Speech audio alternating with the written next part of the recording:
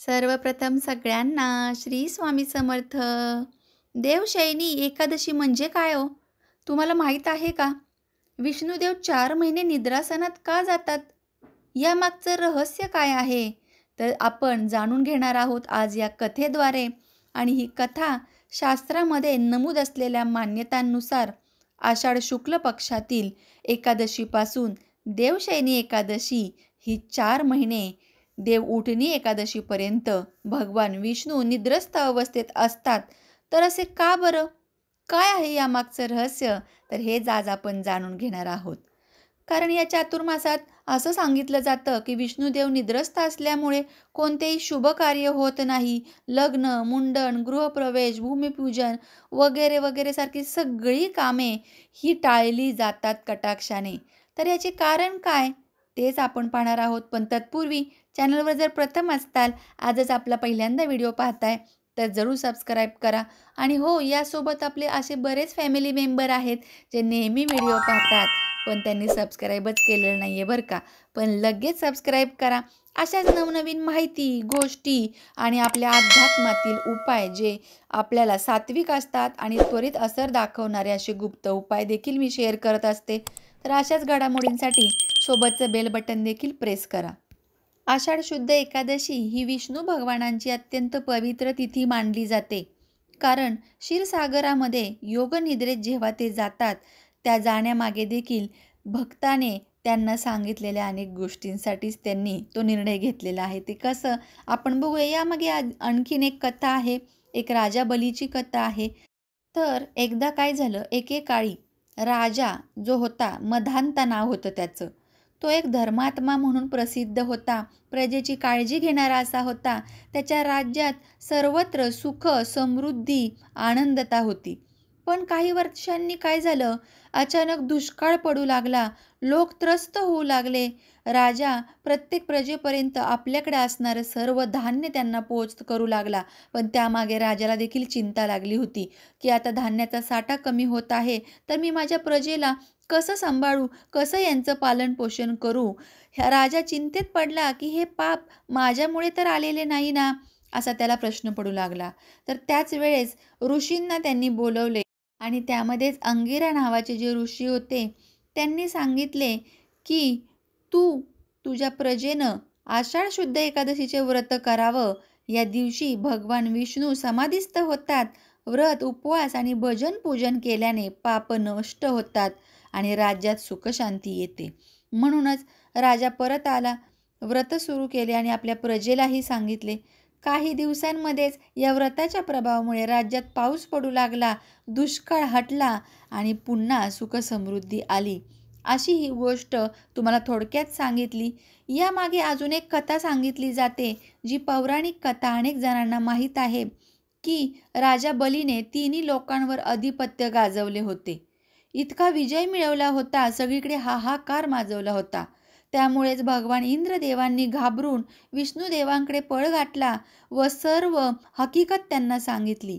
तेव्हा विष्णुदेवांनी त्यांना वामन अवतार धारण करणार असल्याचं सांगितलं आणि तेव्हा वामन अवतार जेव्हा धारण झाला, राजा बलीला दान मागण्यासाठी जेव्हा तिथे गेले वामन अवतारामध्ये स्वतः विष्णू, तेव्हा राजा बलीला 3 पावले भूमी मागितली.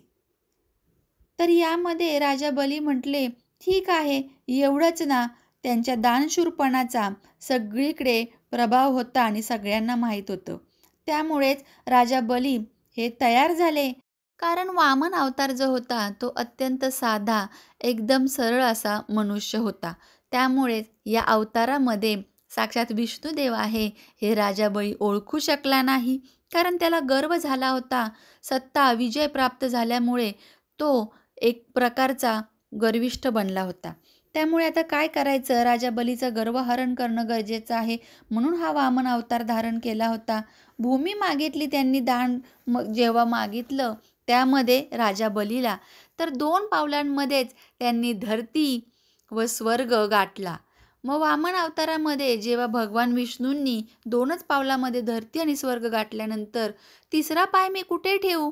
असं त्यांनी राजा बलीला विचारले. तेव्हा राजा बली म्हणाला, की हे प्रभू, मी तुम्हाला ओळखू शकलो नाही. मला समजलं नाही, की माझा प्रत्यक्ष भगवंत माझ्या सोबत आहे, माझ्यासमोर उभा आहे. तर मला क्षमा करा आणि तिसरा पाय तुम्ही माझ्या मस्तकावर ठेवा. अशा प्रकारे राजा बलीचे गर्व हरण करून विष्णुदेवांनी तिन्ही लोक, स्वर्ग, धरती, पाताल हे सर्व मुक्त केले आणि इंद्रदेवांचे भय देखील नष्ट झाले. पण राजा बलीचे हे भक्तिभावपूर्ण मन व दानशूरपणामुळे भगवान विष्णू त्यांच्यावर प्रसन्न झाले होते. राजाला वर मागण्यास सांगितले, तेव्हा राजा बलीने देवांना आपल्यासोबत सदैव पाताल लोकात राहा असा वर मागितला. तेव्हा लगेचच भगवान विष्णूंनी त्याच्यासोबत हा वर मान्य केला व पाताल लोकात गेले. आपण श्रीहरीच्या अनेक कथा ऐकलेल्या आहेत, की भक्तासाठी काहीही करायला तयार होतो देव. त्यामध्येच हा बली, ज्याचं देवाने ऐकलं आणि त्याच्यासोबत गेले. पण इकडे सर्व देवांसहित माता लक्ष्मीला देखील चिंता लागली. चिंतेत पडली माता लक्ष्मी, की आता काय करायचं? तर यावरती लक्ष्मी मातेने एक उपाय शोधून काढला. एका गरीब स्त्रीचे रूप धारण करून राजा बलीला राखी बांधली. हो, रक्षाबंधनाच्या दिवशीची देखील ही कथा आहे. तर यामध्ये राखी बांधली व भगवान विष्णूला सोडण्याचे वचन मागितले. कथा तशी खूप सविस्तर सांगितली तर मोठी होईल, व्हिडिओ मोठा होईल. त्यामुळे तुम्हाला मी सांगत आहे, की यामागचं तुम्हाला महत्त्व माहिती व्हावं म्हणून. तर माता लक्ष्मीने जेव्हा गरीब स्त्रीचे रूप धारण केले, तेव्हा बळीराजा हा दानशूर असल्याकारणाने त्याने लगेचच वचन दिले. पण राजा बळी हा निराश झाला. देवाला राजा बळी निराश झालेला बघवत नव्हते. म्हणून मग त्यांनी ठरवले, की राजा बलीला एक वचन दिले, की "तू नाराज होऊ नकोस. मी सदैव तुझ्यासोबत राहील. पण जेव्हा मी तुझ्यासोबत असेल, तो दिवस म्हणजे आषाढ मासातील शुक्ल पक्ष. या शुक्ल पक्षातील एकादशीपासून कार्तिक मासातील शुक्ल पक्षात येणारी जी एकादश आहे, त्याला आपण देवउठणी एकादशी म्हणतो. तोपर्यंत मी 4 महिने पाताळ लोकामध्ये येऊन निवास करणार आहे. म्हणून तेव्हापासून पाताळात जाऊन म्हणजेच समुद्रात जाऊन 4 महिने विष्णुदेव निद्रासनात असतात आणि त्याचबरोबर लक्ष्मी मातेचं माहेर देखील म्हटलं जातं. लक्ष्मी मातेने बलीला राखी बांधली होती. त्यामुळे विष्णुदेव निद्रस्थ अवस्थेत 4 महिने पाताळात जातात. तर त्यांच्यासोबत माता लक्ष्मी देखील तिथे असते. त्यामुळेच पुराणात वर्णन आहे, की आणखीन एक कथा ती म्हणजे शंकासूर नामक राक्षसाचा वध करून भगवान विष्णू हे खूप थकले होते आणि आराम करण्यासाठी त्यांनी आपले कार्य भगवान शिवशंकरांवर सोपवून पाताळ लोक गाठले होते आणि ते योगनिद्रस्थ अवस्थेमध्ये गेले होते. तर या 4 महिन्यात शिवशंकरांचं पूजन हे सगळेजण करतात आणि शिवशंकर, माता पार्वती विष्णूंचा सगळा कार्यभार सांभाळतात. म्हणूनच हे कारण आहे, की श्रावण महिन्यात महादेवाची विशेष पूजा केली जाते. तर असा होता आजचा आपला व्हिडिओ. सगळी कथा तुम्हाला सांगितली, जेणेकरून या कथेने ऐकून तुम्हाला पुण्यफल प्राप्त होईल. तर जरूर कथेला लाईक करा आणि कमेंटमध्ये ओम लक्ष्मी नारायणाय नमः असं म्हणून मनोमन सहकुटुंब सहपरिवार चांगला राहावा यासाठी मनोमन वंदन करा आणि ती प्रार्थना बघा देवापर्यंत नक्की पोहोचेल. आणि ही कथा जर आवडली तर जास्तीत जास्त शेअर करा, जेणेकरून यातील काही अंशी फलप्राप्ती ही तुम्हाला सुद्धा प्राप्त होईल.